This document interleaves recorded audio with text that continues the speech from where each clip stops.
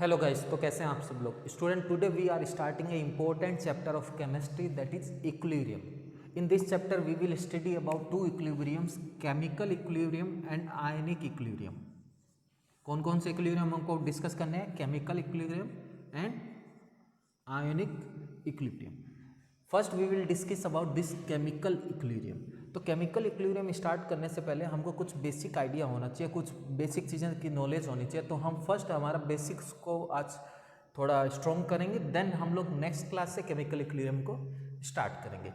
तो बेसिक्स में हमें केमिकल इक्विलिब्रियम में पता होना चाहिए कि रिएक्शन के टाइप्स क्या है, रिवर्सिबल रिएक्शन और इरिवर्सिबल रिएक्शन में डिफरेंस क्या क्या है। फर्स्ट हम लोग वो डिस्कस कर लेते हैं। हाँ, so student we will talk about irreversible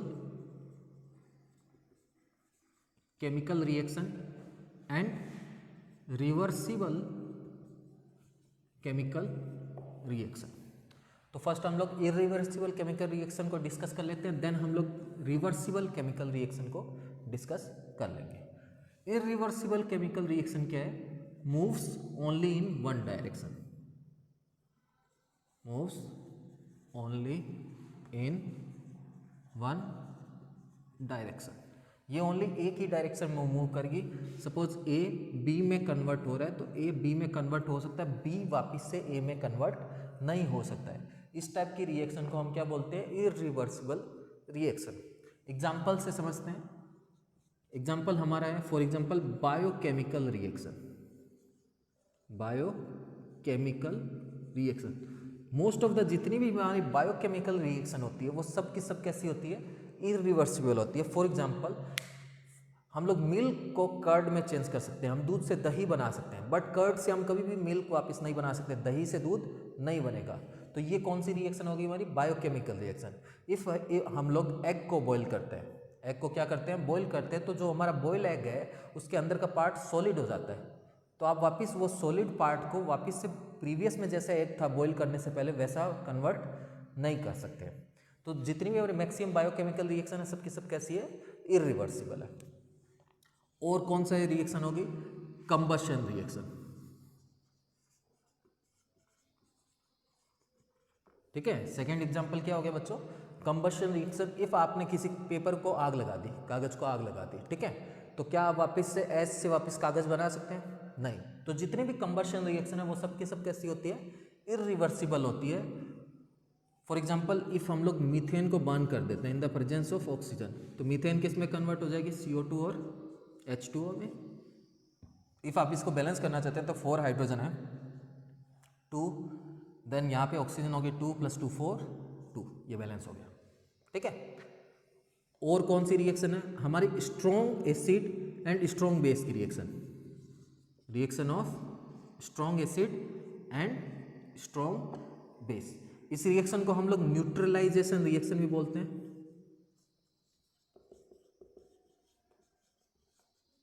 ठीक है, जैसे स्ट्रॉन्ग एसिड फॉर एग्जांपल हम ले लेते हैं HCl, स्ट्रॉन्ग बेस NaOH। जब इनकी रिएक्शन कराएंगे तो क्या बनेगा? सॉल्ट बन जाएगा और साथ में बनेगा वाटर। तो कभी भी ऐसा नहीं होगा कि आपने सॉल्ट में वाटर मिक्स किया तो आपका एसिड बेस वापस मिल गए, नहीं। तो ये रिएक्शन भी कैसी है? इरिवर्सिबल है। ठीक है, तो ये कुछ एग्जाम्पल हो गए बच्चों किसके? इरिवर्सिबल रिएक्शन के। इसके अलावा हमारे पास जो भी एक्सप्लोजन की रिएक्शन है, चाहे आपका एटॉमिक बॉम्ब हो गया, न्यूक्लियर बॉम्ब हो गया, वो जो भी रिएक्शन है वो सब की सब क्या है?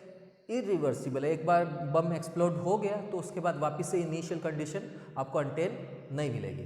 ठीक है, बात करते हैं रिवर्सिबल रिएक्शन की। रिवर्सिबल रिएक्शन बोथ डायरेक्शन में मूव कर सकती है, दोनों डायरेक्शन में मूव कर सकती है। मूव बोथ डायरेक्शन, मतलब ये रिएक्शन फॉरवर्ड डायरेक्शन में भी मूव कर सकती है और बैकवर्ड में भी मूव कर सकती है। मतलब ए यहाँ पे बी में भी कन्वर्ट हो सकता है और बी वापस से किस में कन्वर्ट हो सकता है? ए में। इस टाइप से हम रिप्रेजेंट करते हैं, या आप ऐसे रिप्रेजेंट कर सकते हैं ए बी में कन्वर्ट हो रहा है और बी ए में कन्वर्ट हो रहा है। ये साइन है किसके? रिवर्सिबल रिएक्शन के। ठीक है, इस टाइप से डबल एरो लगा के आप रिवर्सिबल रिएक्शन को डिनोट कर सकते हैं। ठीक है, तो आप समझ गए होंगे रिवर्सिबल रिएक्शन क्या है। एग्जाम्पल देखिए कौन कौन सी रिएक्शन है।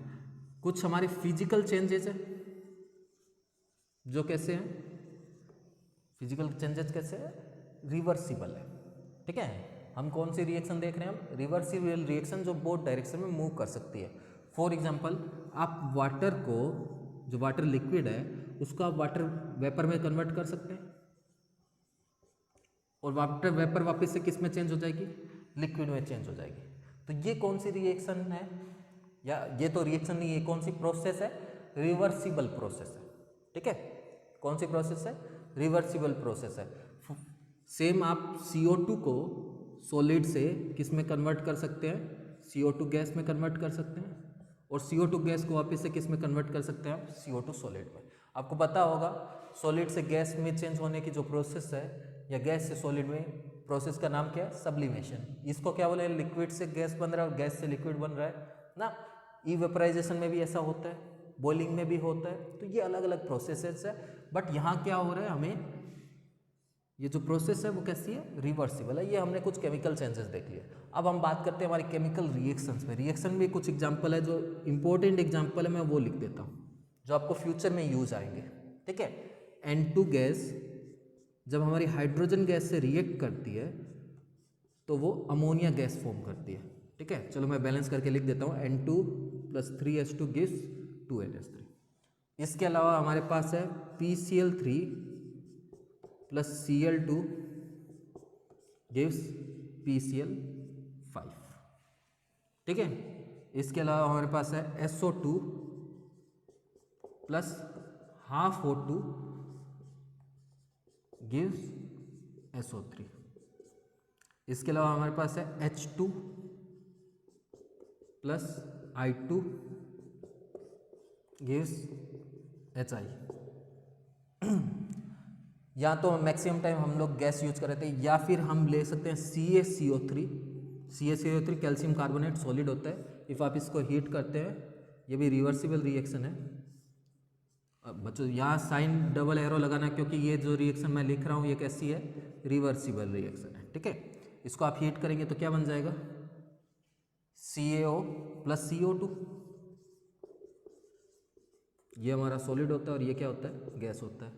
इसके अलावा आप हाइड्रोलाइसिस ऑफ एस्टर याद कर सकते हैं, CH3, या फिर आप एसिड और एल्कोहल की रिएक्शन करा लीजिए तो क्या बन जाएगा, आपका एस्टर बन जाएगा। आपने क्लास 10 में देखा होगा, CH3 COH की रिएक्शन आपने कराई थी, C2H5 OH से इथेनोइक एसिड की रिएक्शन इथेनॉल से करा रहे हैं, रिवर्सिबल रिएक्शन है। ये क्या बन जाता है, एस्टर बन जाता है, CH3CO C2H5, और साथ में हमको क्या मिलता है, water.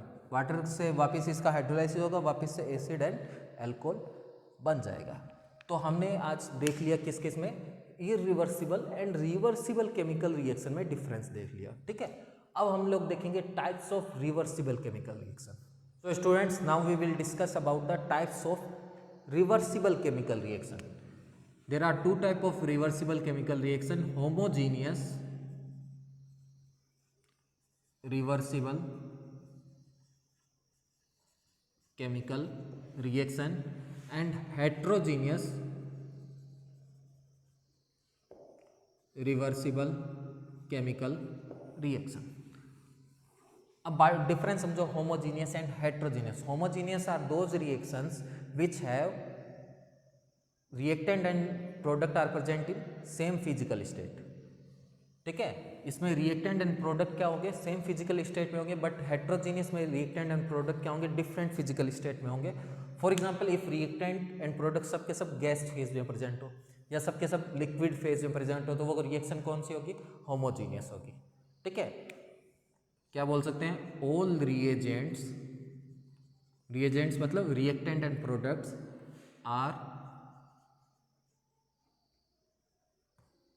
Present in same phase. सारे के सारे reactant and product same phase में प्रेजेंट होंगे। इसके 3 टाइप है। फर्स्ट हमारी गैस फेज। गैस फेज मतलब जितने भी प्रोडक्ट होंगे और या रिएक्टेंट होंगे सब के सब किस स्टेट में प्रेजेंट होंगे, गैस फेज में प्रेजेंट होंगे। एग्जाम्पल के लिए हम लिख सकते हैं N2 + H2 गिव्स 2NH3। इसके अलावा हमारे पास है लिक्विड। इसमें हमारे सारे के सारे रिएक्टेंट एंड प्रोडक्ट किस फेज में प्रेजेंट होंगे? लिक्विड फेज में प्रेजेंट होंगे। एग्जाम्पल के लिए हम ले लेते हैं CH3COH, ये क्या है? लिक्विड है। C2H5 एल्कोहल, ये भी क्या है? लिक्विड है। एस्टर भी लिक्विड होता है, और वाटर तो लिक्विड होता ही आपको पता है। इसके अलावा हमारे पास होती है सॉलिड फेज, ये नॉर्मली यूज नहीं होगी आपके, ठीक है, बहुत रेयर यूज होती है। इसके लिए आपको कुछ पढ़ने की जरूरत नहीं है, रेयर यूज है, इतना याद रखिए। हेट्रोजीनियस में क्या होता है कि आपका reactant and product different physical state में प्रेजेंट होते हैं, ठीक है, सबकी फिजिकल स्टेट सेम नहीं होगी। इसमें भी दो टाइप है हमारे, कौन से? फर्स्ट है हमारा गैस फेज। गैस फेज का मतलब एटलीस्ट वन कंपोनेंट आपका गैस होना चाहिए, बाकी अलग हो सकते हैं, ठीक है। मतलब इसमें क्या क्या हो सकता है? गैस प्लस लिक्विड हो सकता है, और क्या हो सकता है? गैस प्लस सॉलिड हो सकता है, या gas plus liquid plus solid हो सकता है, बट एटलीस्ट एक तो क्या होगा? गैस होगा, ठीक है। एग्जाम्पल के लिए आप ये लिख सकते हैं, सपोज CaCO3, ये सॉलिड है, इसको जब आप हीट करेंगे तो ये किस में चेंज हो जाएगा? CaO प्लस CO2, जिसमें ये सॉलिड और ये क्या है? गैस है। तो हमको डिफरेंट फिजिकल स्टेट मिल गई, सॉलिड, सॉलिड एंड गैस, और ये कौन सा कॉम्बिनेशन हो गया? ये किसके अंदर आएगा? गैस फेज में आएगा। सेकेंड हमारा लिक्विड फेज। अब लिक्विड फेज में क्या है? गैस नहीं होनी चाहिए, गैस नहीं होनी चाहिए, तो एक ही पॉसिबिलिटी बची, क्या? Liquid plus solid. इसके अलावा कोई और पॉसिबिलिटी नहीं है। क्यों? इफ आप गैस प्लस लिक्विड लिखेंगे तो उसमें गैस प्रेजेंट हो जाएगी, वो यहाँ पे है। इफ आप गैस प्लस सॉलिड भी लिखेंगे तो भी यहाँ पे है, gas plus solid plus liquid लिखेंगे तो भी यहाँ पे है। तो आपको डिफरेंस समझ आ गया होगा homogeneous and heterogeneous chemical reactions में।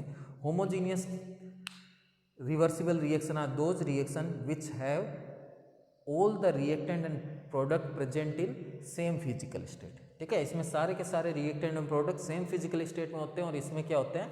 डिफरेंट फिजिकल स्टेट में होता है। नेक्स्ट लेक्चर में हम लोग एक टॉपिक डिस्कस करेंगे, जिसको मैं थोड़ा सा डिस्कस कर देता हूं यहाँ पे, एक्टिव मास।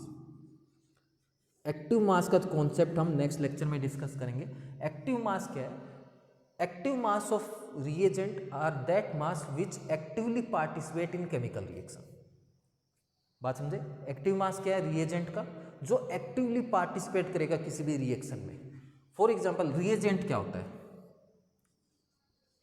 रिएजेंट समझते हो ना बच्चों? रिएजेंट मतलब रिएक्टेंट या फिर आपका प्रोडक्ट, इसको हम क्या बोलते हैं? रिएजेंट बोलते हैं। रिएजेंट को जनरली मान लो हम RABCD किसी से डिनोट कर सकते हैं। मान लो रिएजेंट को मैंने किससे डिनोट किया? R से। तो एक्टिव मास को मैं डिनोट करूंगा स्क्वायर ब्रैकेट R से। ये डिनोट करने का तरीका है। ये स्क्वायर ब्रैकेट R किसको रिप्रेजेंट कर रहा है? एक्टिव मास ऑफ रिएजेंट को। एक्टिव मास क्या? Active mass of reagent is that mass which actively participate in chemical reaction. मैं आपको एग्जांपल से समझाने की ट्राई करता हूँ बच्चों। ये मान लो हमारा एक कंटेनर है जिसमें हमने कोई वाटर फिल करके, सपोज, ठीक है, क्या फिल करके?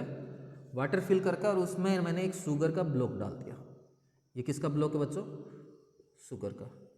तो क्या ये शुगर पूरी की पूरी एक साथ डिजोल्व होगी? क्या इस शुगर के सारे मॉलिक्यूल, यहाँ प्रोसेस क्या हो रही है? ये शुगर डिजोल्व होगी वाटर में। क्या इस शुगर के सारे मॉलिक्यूल एक्टिवली पार्टिसिपेट कर रहे हैं सोल्यूबल होने में? नहीं। इफ जो शुगर का ब्लॉक है उसके खाली सरफेस के पार्टिकल्स ही तो सोल्यूबल होंगे। जब वो सरफेस के पार्टिकल्स हट जाएंगे तब अंदर वाली सरफेस के पार्टिकल होंगे। बट अब भी आप समझ पा रहे हैं कि शुगर, जितना टोटल अमाउंट है शुगर का, वो पूरा का पूरा सोल्यूबल होने में पार्टिसिपेट नहीं कर रहा है। ओनली कौन से पार्टिकल कर रहे हैं? सरफेस के पार्टिकल कर रहे हैं। तो इफ आपसे पूछा जाता कि शुगर का एक्टिव मास क्या है, तो ओनली कौन से पार्टिकल्स है? सरफेस के पार्टिकल्स। बात समझे? हाँ, एक और एग्जांपल लीजिए। जैसे मान लीजिए आपके पास एक गिलास वाटर है, ठीक है, और इसको आपने धूप में रख दिया, तो ये क्या होगा? वेपराइज होगा। और अब क्या किया? इस ग्लास भर पानी को आपने जमीन पे गिरा दिया ऐसे, धूप में ज़मीन पे गिरा दिया तो ये भी वेपराइज होगा। दोनों का मास तो सेम है, बट आप देखेंगे कि जो आपने पानी ज़मीन पे गिरा दिया वो जल्दी वेपराइज हो जाएगा कंपेयर टू ग्लास में पड़े पानी के। क्यों? क्योंकि इसका एक्टिव मास ज़्यादा है। यहाँ तो ओनली जो सनलाइट गिर रही है ओनली ऊपर गिर रही है और यहीं से ये वेपराइज हो रहा है ओनली, बट यहाँ तो एरिया इंक्रीज हो गया। ठीक है, तो ये कॉन्सेप्ट है हमारे एक्टिव मास का। इस चीज़ को हम नेक्स्ट क्लास में डिस्कस करेंगे। Please subscribe the channel and press the bell icon for more updates.